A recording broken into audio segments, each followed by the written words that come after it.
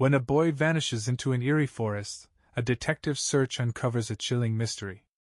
Would you dare to enter the woods? The call came in at 6:43 p.m., the fading light casting long shadows across the precinct walls. It was a local woman, her voice trembling as she reported her 8-year-old son, Evan, missing. The dispatcher's tone sharpened. The first few hours of a child's disappearance were crucial. As the lead detective, I had handled too many of these cases, and every instinct told me this one would be different. Evan was last seen playing in the wooded area behind his suburban neighborhood, a place where children often sought adventure but rarely disappeared. His mother described him as a curious boy who loved the outdoors but knew better than to wander too far. "He always comes back by supper," she had said, her voice cracking under the weight of growing panic. I arrived at the scene just as the sun dipped below the horizon. The woods were dense, their gnarled branches forming a canopy that swallowed sound and light. Search teams were already combing the area, their flashlights cutting through the creeping darkness. I scanned the makeshift command center, a folding table laden with maps, radios, and thermoses of lukewarm coffee. The air felt charged, as if the woods themselves were holding their breath. We found Evan's bike lying on its side near a well-worn path. Its front wheel spun lazily in the evening breeze, a metallic creak that seemed unnaturally loud. Nearby, one of his sneakers was half buried in the mud. There were no other signs, no trail leading deeper into the woods, no scuff marks to suggest a struggle. It was as if he had simply evaporated. Forensic techs arrived, setting up floodlights that cast eerie shadows against the towering trees. A volunteer, pale and shaking, claimed he had heard something, a faint whistle, like a child's, coming from deeper in the woods. He pointed with a trembling hand, and we followed. The trees seemed to close in as we ventured further. Every snapping twig and rustling leaf felt amplified, each sound a question demanding an answer. The path narrowed, and then it happened. We found the first trace of something more sinister, a small, hand-carved figurine, shaped like a boy, hanging from a branch. It wasn't Evan's work. That much was certain. The figurine swayed gently in the breeze, its crudely carved features glinting under the flashlights. It was made of knotted wood, its surface worn smooth, as though it had been held often. A red string tied it to the branch, stark against the muted earth tones of the forest. None of us wanted to touch it at first, but the silence demanded action. I removed a glove and reached out, detaching the figure from its perch. The wood was damp, cool against my skin. Beneath the string, I noticed tiny grooves etched into the figure's surface, symbols, perhaps, but too faint to decipher in the dim light. I slipped it into an evidence bag and marked the spot. "Who would leave something like that?" a deputy muttered, his voice shaking as he scanned the trees. His flashlight darted nervously, chasing shadows that leapt like specters. "We keep moving," I said. The team pushed forward, the forest seeming to grow more claustrophobic with every step. The air thickened, heavy with the smell of wet leaves and earth. Soon, we came upon another clue, a second sneaker, this one sitting upright as though carefully placed. Next to it lay a trail of breadcrumbs, actual breadcrumbs, scattering into the brush. It didn't make sense. It wasn't the kind of detail a child would think to leave in the grip of fear or disorientation. It was deliberate. Methodical. I knelt by the breadcrumbs, scanning for footprints or disturbances in the soil. Nothing. They could have been dropped by an animal, but deep down, I knew that wasn't the case. Someone, or something, wanted us to find them. One of the volunteers called out, his voice hoarse. He'd found another figurine, this one perched atop a rock. Identical to the first, it sat at an angle, as if watching us. Another red string tied it in place, this time secured with an elaborate knot. I could feel the unease growing among the search team. Questions hung in the air, unspoken but palpable. Was this a message? A warning? Or was it something worse? "Over here!" another voice shouted from the darkness. The beam of my flashlight swung toward the sound. It illuminated an opening in the trees, a natural clearing where the forest floor gave way to jagged stone. In the center stood an old well, its stones dark with moss and age. The air here was colder, the kind of cold that didn't feel natural. The deputy nearest to the well peered over the edge, his flashlight cutting into the void. "There's something down there," he said, his voice trembling. "Looks like cloth. Red cloth." Evan had been wearing a red windbreaker. My stomach dropped. I moved closer, leaning over the edge. The well's interior was narrow, the stone walls slick and uneven. My flashlight beam illuminated something near the bottom, a sliver of red fabric, tangled against protruding stones. It could have been anything, but to my gut, it screamed certainty. We lowered a camera into the well on a retractable line, its lens sweeping the damp, confined space. The feed crackled to life on a small monitor, the team gathering around it in tense silence. At first, there was nothing but stone and darkness. Then, the camera caught something, a shape, hunched and unmoving at the bottom. A small form, crumpled, its edges blurred by the water that pooled around it. "Evan." No one spoke, but the reality settled on us like a weight. We prepared the equipment to descend, but as the rope was secured, we noticed something chilling. On the screen, the shape shifted. Only slightly, but enough to make our breath hitch. "Is he alive?" someone whispered, hope laced with dread. I wasn't sure. But if he was, we had to hurry. The descent into the well was slow and deliberate, each step on the harness rope sending faint echoes up the narrow shaft. Deputy Harris volunteered to go down first, his flashlight strapped to his chest and a two-way radio clipped to his vest. I stayed at the edge, gripping the rope, watching the tension in the line as it disappeared into the darkness. "Talk to me, Harris," I said, my voice steady despite the knot in my stomach. The radio crackled. "Still going down. It's tighter than I thought. Smells rotten." A pause. "I can see the bottom now. I'm about 15 feet above it." The rest of the team stood around the well, their faces pale in the cold glow of our lights. The forest around us was unnervingly quiet, as if even the animals were holding their breath. "I'm almost there," Harris said. Then, a sudden intake of breath. "Jesus Christ! What is it?" I demanded. Another pause, longer this time. "It's him," Harris finally said, his voice tight. "It's Evan." A ripple of relief swept through the group, but it was short-lived. "He's not moving," Harris continued, his voice shaking. "His body's wedged against the rocks. I think he's alive, but he's cold. Barely breathing." I leaned over the edge, gripping the rope tighter. "Can you reach him?" "Yeah, but—" Harris broke off. A sharp crackle of static followed. "Something's wrong down here. There's more stuff. More of those figurines. They're everywhere." My chest tightened. "Everywhere?" "They're on the rocks, wedged into the walls. Some of them are." His voice trailed off again, replaced by shallow breathing. "What, Harris? What's down there?" The radio cut in and out.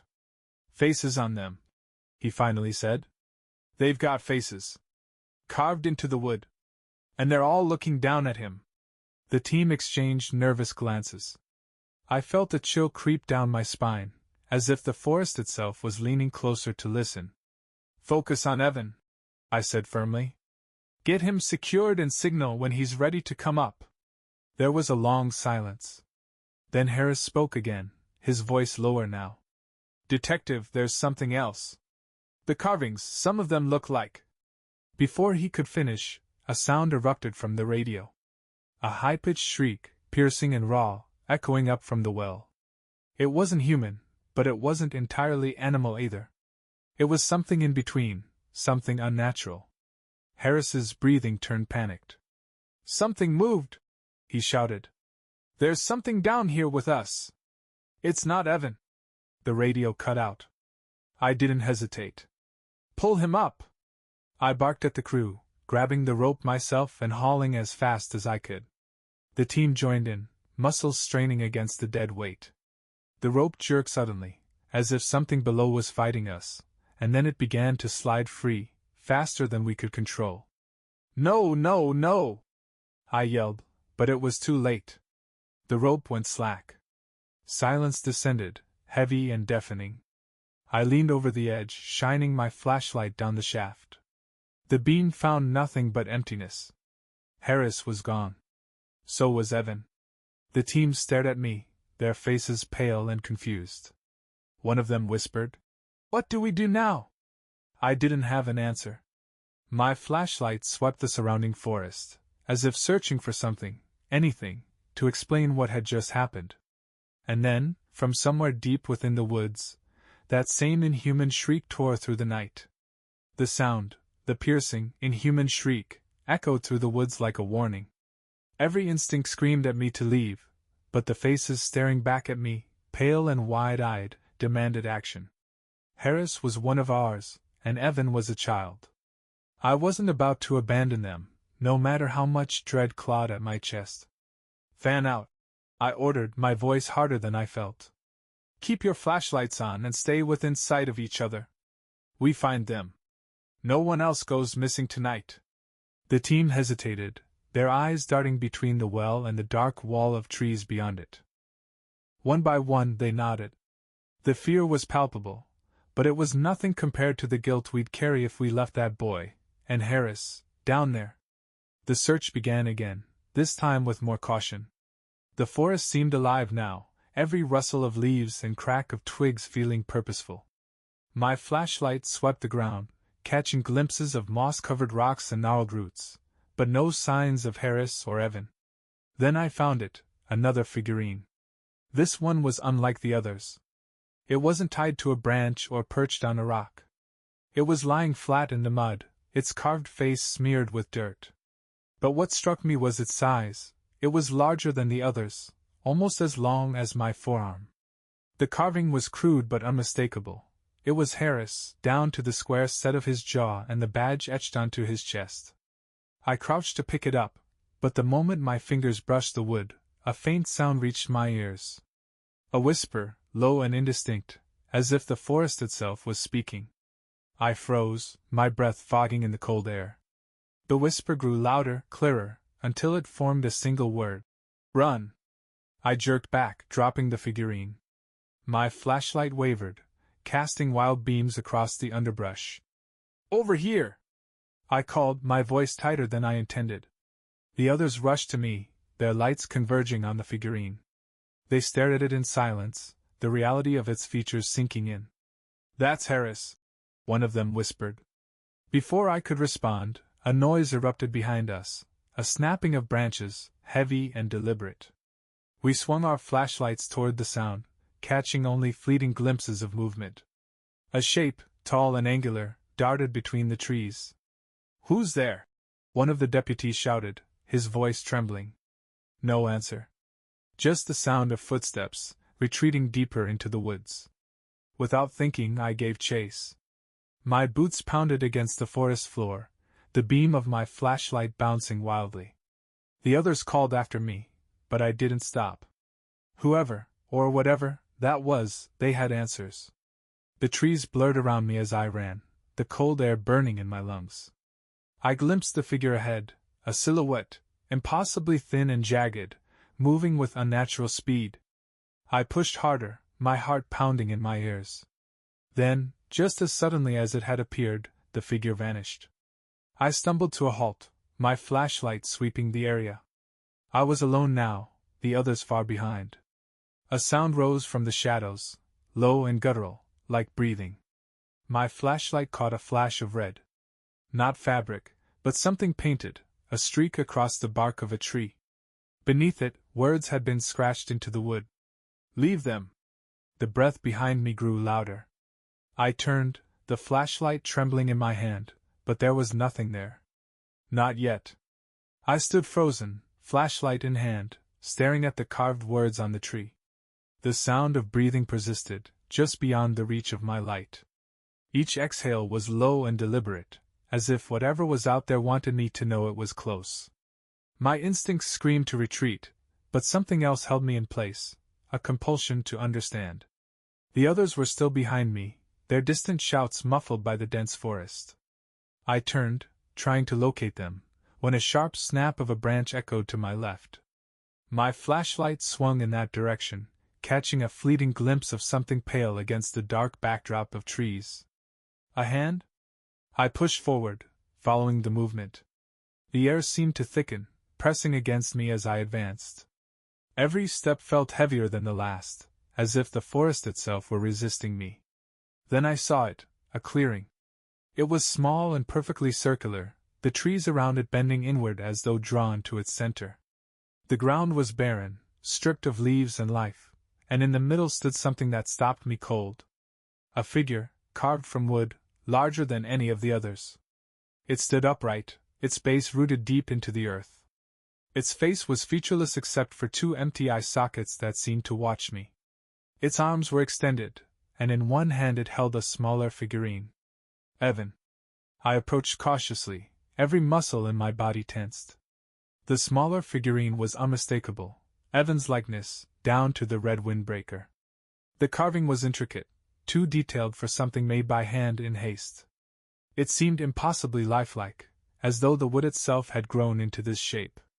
Before I could think further, the breathing returned. Louder now, closer. I turned sharply, scanning the edge of the clearing. Shadows shifted just beyond the light, forms that didn't quite make sense. Twisted limbs, elongated heads, things that moved like they didn't belong in this world. The breathing intensified, overlapping into a chorus. My flashlight wavered, and in its flickering beam, I saw the figures emerging from the trees. Wooden. All of them. They moved with jerking, unnatural steps, as though pulled by invisible strings. Their faces were blank, carved only with shallow indentations that hinted at features. They were the figurines brought to life, grotesque and towering, and they were closing in. I stumbled back, my foot catching on a root. The flashlight fell from my hand, plunging the clearing into shadows. I fumbled for it, but before I could grab it, the figures stopped. Everything went silent. In the darkness, a single sound emerged, a faint whimper. My breath caught. It was a child's voice. Evan, I whispered. The whimper grew louder, more desperate. It was coming from the wooden figure in the center. I reached out, my hands trembling, and touched the smaller figurine it held. Warm. A scream erupted from behind me, raw and guttural. The clearing exploded into motion, the wooden figures lurching forward. I yanked the smaller figurine free and ran, the sound of cracking wood and splintering branches chasing me. I didn't look back.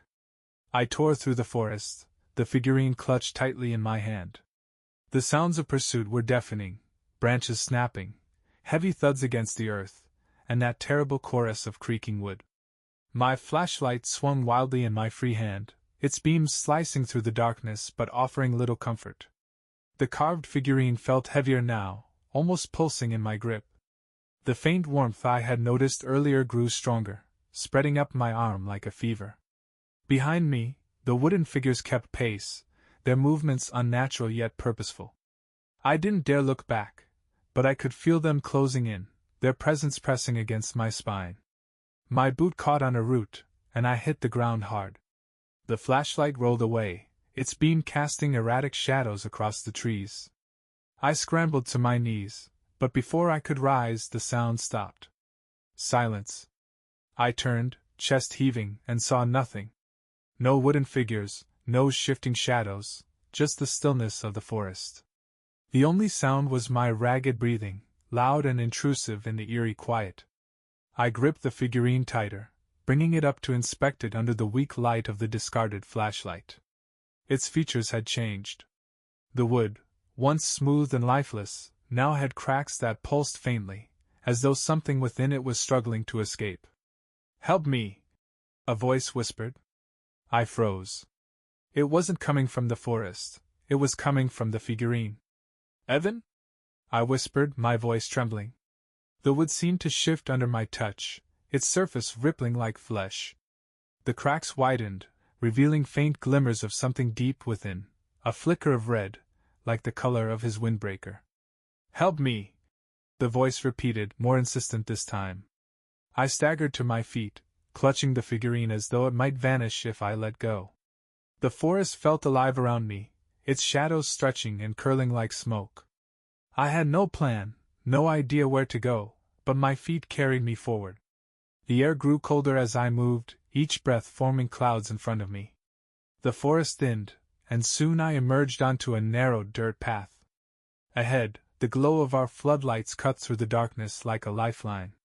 The team was still there, their anxious faces turning toward me as I stumbled into the clearing. "Where's Harris?" one of them asked, rushing to steady me. I couldn't answer. My mind was spinning, the weight of the figurine in my hands anchoring me to something I couldn't yet understand. I set it down on the makeshift table, its wooden surface now trembling faintly, as though it were alive. The team crowded around, their expressions shifting from confusion to horror as the cracks deepened. And then, before anyone could react, the figurine splintered apart. A scream erupted, piercing and childlike, as fragments of wood flew in all directions. When the chaos subsided, silence fell over the group. In the center of the table lay Evan. He was curled in a fetal position, his small frame shivering violently. His red windbreaker was torn and muddied, and his face was pale, his eyes wide with terror. But he was alive. "Evan!" someone shouted, but the boy didn't respond. His lips moved, forming words we couldn't hear. I leaned closer, desperate to catch what he was saying. "They're still here," he whispered. A crack echoed from the forest behind us. Evan's whisper seemed to freeze the air around us. "They're still here." I turned toward the forest, scanning the shadows beyond the floodlights. The trees loomed in silent judgment, their branches tangled like skeletal fingers. The crackling sound came again, sharper this time, like splintering wood under pressure. "Get him out of here!" I barked at the nearest deputy. The man hesitated, his gaze flicking between me and the dark wall of trees. "What about Harris?" "I'll find him. Just get Evan to safety." The deputy nodded and scooped Evan into his arms. The boy didn't resist, his head lolled against the man's shoulder, his body trembling as though it couldn't shake the cold of the forest. The rest of the team looked at me, waiting for orders. I took a breath and steadied myself. "We stay in pairs. Sweep the area. Harris is still out there." Reluctantly, they split into groups, their flashlights bouncing erratically as they moved into the woods. I stayed near the clearing, my senses heightened. The silence was oppressive now, every faint rustle and creak magnified by the tension in my chest. Then I saw it. A figure, just beyond the tree line. It stood unnaturally still, its outline barely distinguishable from the shadows. My flashlight found it, illuminating the rough, jagged edges of carved wood. Its blank face stared at me, its hollow sockets filled with nothing but darkness. Another crack sounded behind me. I spun around to see a second figure, then a third, emerging from the trees. They moved slowly, their bodies creaking with every step. Their carved faces turned toward me in unison, as if they were drawn by something unseen. I backed away, gripping the flashlight tighter. The beam wavered, and for a brief moment, I saw their hands, long, splintered fingers ending in sharp points. The whisper returned, faint and insidious, threading through the air like smoke. It didn't come from one direction, it was everywhere, surrounding me. "Leave!" The figures stopped moving. Their hollow eyes locked on me, unblinking. I felt the weight of the figurine again, the one that had splintered to reveal Evan. But it was gone, shattered into fragments now scattered across the clearing. The whispers grew louder. "Leave him! Harris!" I whispered. A sudden image flashed in my mind, vivid and intrusive, a man's face, twisted in pain, his mouth open in a silent scream. Harris. I knew, without explanation, that the forest had him. That it had claimed him in a way it hadn't claimed Evan. One of the wooden figures raised its hand, pointing toward the well. I didn't need to be told twice. I sprinted back toward the well, my flashlight flickering as if the batteries were struggling against the weight of the darkness. Behind me, the figures moved, their steps creaking like old timber. When I reached the well, I leaned over the edge, shining my light into the depths. The rope we had used earlier dangled loosely, swaying as though something had disturbed it. "Harris!" I shouted. No response. The wooden figures stopped at the edge of the clearing, watching. Their carved hands twitched, their heads tilting unnaturally, as though deciding whether I was worth pursuing. I had one chance. I grabbed the rope and began to descend. The air in the well was damp and suffocating, the stone walls slick with moss. My flashlight flickered wildly, casting distorted shadows that danced like ghosts. At the bottom, the water pooled around my boots. And there, half submerged and crumpled against the wall, was Harris. His face was pale, his eyes glassy, staring up at me with a vacant expression. But he was breathing. Barely. "Harris, it's me," I said, gripping his shoulder. His lips moved faintly, forming words I could barely make out. "They won't let me go." Above, the whispers returned, louder this time. "Leave him. Leave." I felt the air shift, a cold wind rushing down the well as if the forest itself was reaching for us. The rope swayed violently, and I knew we had little time. "Hold on," I said, securing the harness around him. "We're getting out of here." But as I pulled on the rope, something jerked it violently from above. The figures were no longer waiting. The rope snapped taut in my hands, jerking so hard it nearly wrenched me off my feet. Above, I could hear the wooden figures moving, their steps like thunder reverberating down the well. "Harris, hold on!" I shouted, my voice echoing off the damp walls. He didn't respond. His head lolled against his chest, his breathing shallow. I secured the rope around his body as best I could, but my flashlight began to flicker again, plunging the well into darkness before stuttering back to life. And then the rope moved again, not from my pulling, but from above. Something was dragging it upward. "No!" I yelled, gripping the line and bracing myself against the slick walls of the well. My boots slipped on the stones, the icy water soaking through my pants as I tried to hold firm. The rope burned against my palms, the coarse fibers digging into my gloves. Above, the whispering grew louder. "Leave him!" I shouted back, though I wasn't sure at what. "You can't have him!" The air in the well shifted, the temperature dropping even further. Frost began to creep along the stone walls, the moisture crystallizing into delicate patterns that fractured like glass under my weight. My breath fogged in the air, coming in frantic bursts as I struggled to hold the rope. Then came the sound. It wasn't the creaking wood of the figures or the whispering voices. It was a groan, deep and resonant, as if the forest itself were alive and waking. The walls of the well trembled, loose stones breaking free and splashing into the water below. I looked up, my flashlight beam catching the edge of the well. The carved figures leaned over the opening, their hollow eyes staring down. Their jagged hands gripped the rope, pulling it steadily upward, dragging Harris toward them. I had to act. Releasing the rope for a moment, I pulled my utility knife from my belt. The blade glinted weakly in the flickering light as I reached for the rope again. My heart pounded as I calculated the risk. Harris was unconscious, barely holding on, but if I didn't cut the line now, those things would take him. I slashed at the rope. The fibers strained, resisting the blade, but finally gave way with a sharp snap. The tension released all at once, and Harris dropped into the water with a splash. I lunged to steady him, grabbing his body and securing him against the wall. Above, the figures recoiled, their hollow faces tilting in what almost looked like confusion. The rope dangled uselessly, frayed and swaying in the cold air.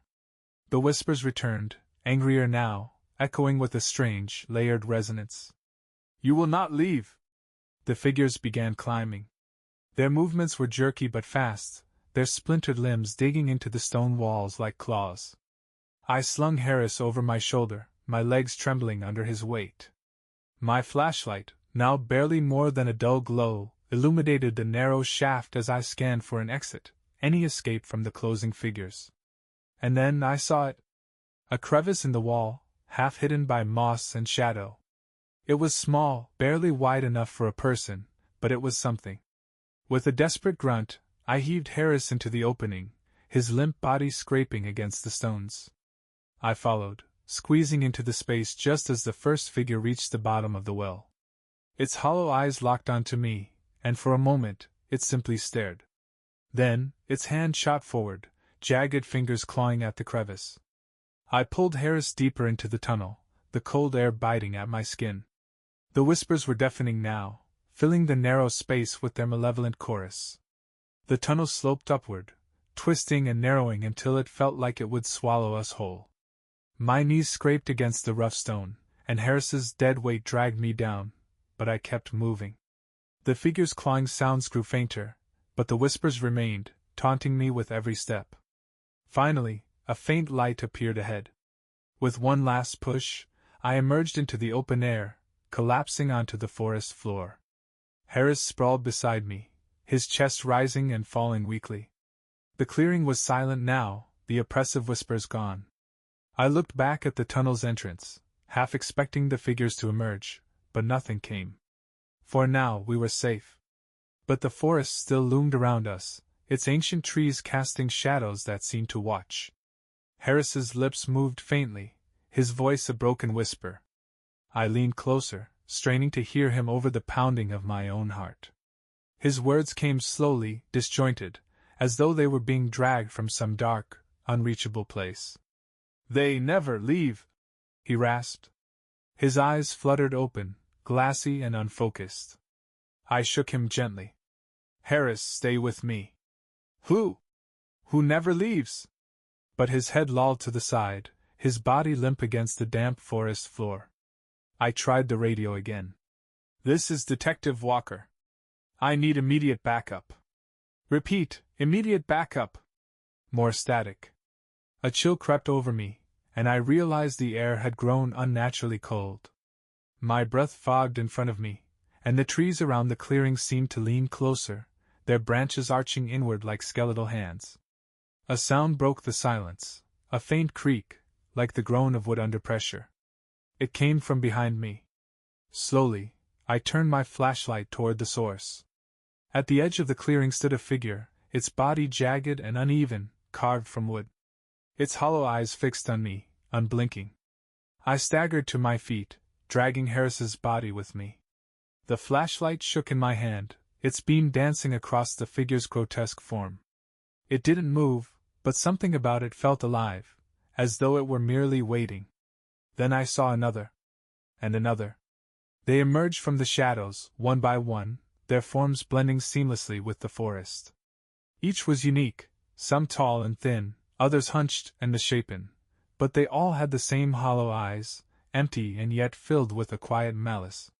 The whispers returned, faint at first but growing louder, weaving through the air like a sinister chant. "Leave him! Leave him!"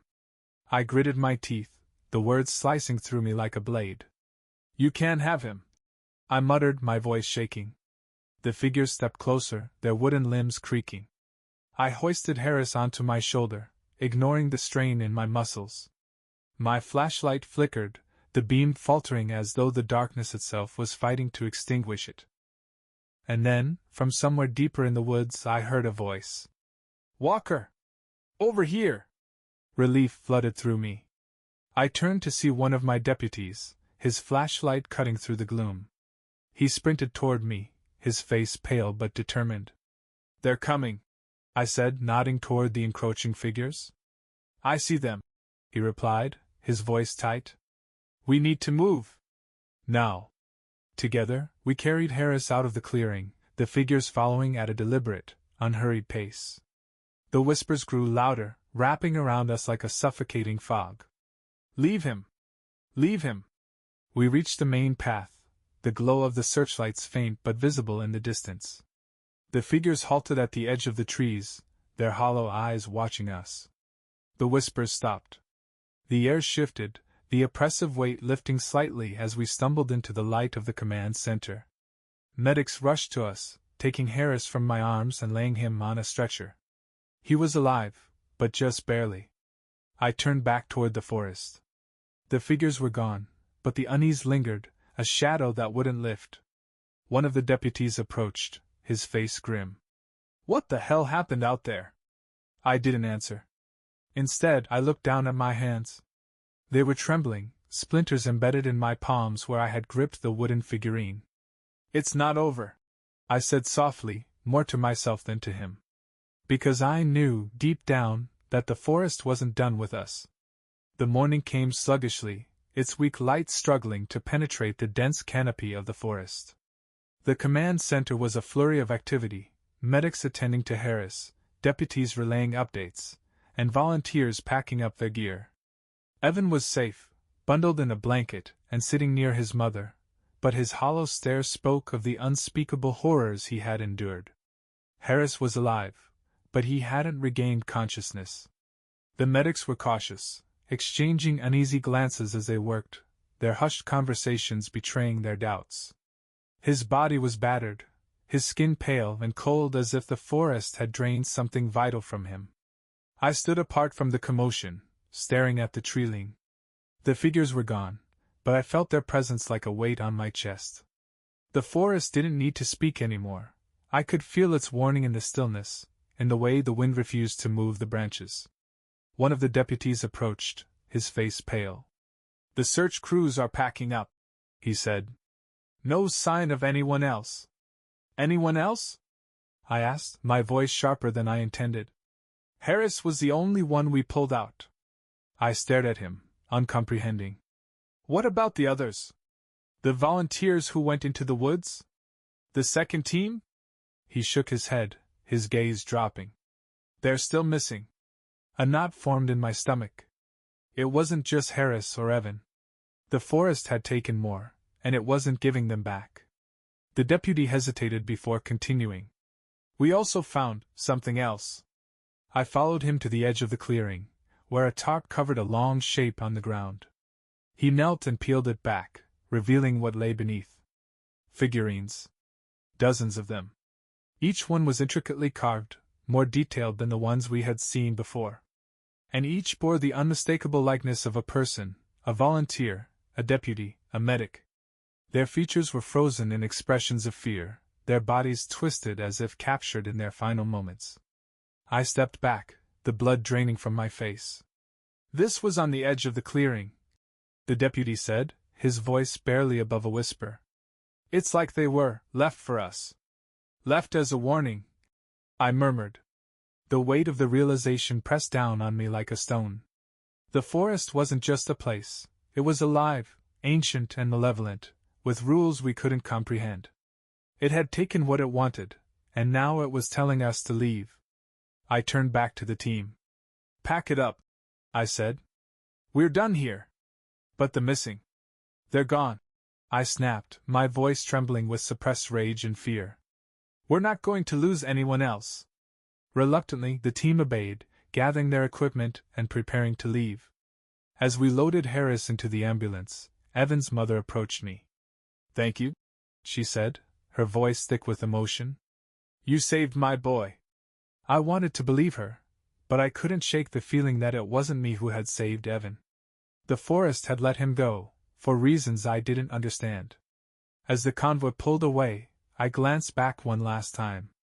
The forest stood silent, the morning light painting the trees in hues of gold and green. It looked almost peaceful, but I knew better. This place wasn't done with me. It wasn't done with any of us. And as the whispers echoed faintly in the back of my mind, I knew one thing for certain: I'd never forget the way those hollow eyes watched me leave. The end.